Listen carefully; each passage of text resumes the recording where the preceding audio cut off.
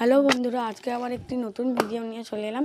আগের দিনকার আঁকা ওই দুর্গা ঠাকুরের মুখটা আজকে পুরোপুরি রং করতে চলেছি। প্রথমে চুলটা রং করে নিলাম, তারপরে কানের পাশের ফুলটা রং করে নিলাম। এরপর আমি শাড়ির পাড়টা লাল রং করছি এবং শাড়িটি সাদা রং করব।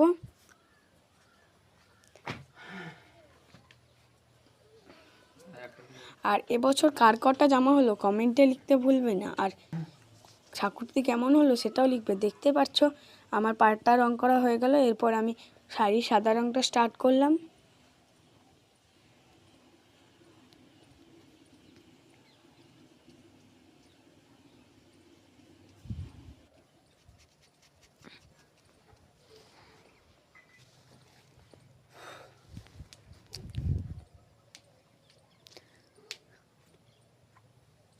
দেখতেই পাচ্ছ আমার শাড়ির সাদা রং করা কমপ্লিট হয়ে গেছে। এরপর আমি কানের দুটো দুল রং করব।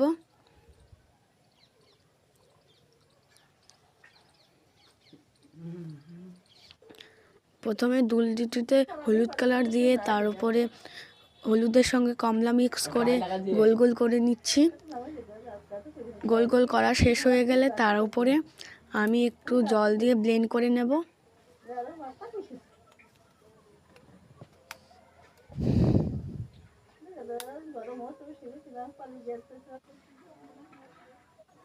দেখতে পাচ্ছ আমি গোল গোল করে ব্লেন্ড করে নিয়েছি।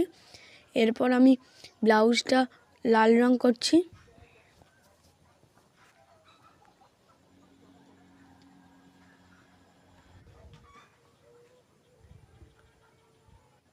দেখতে পাচ্ছ বন্ধুরা, আমার ছবিটা আঁকা কমপ্লিট হয়ে গেছে। কেমন হয়েছে নিশ্চয়ই কমেন্টে লিখবে।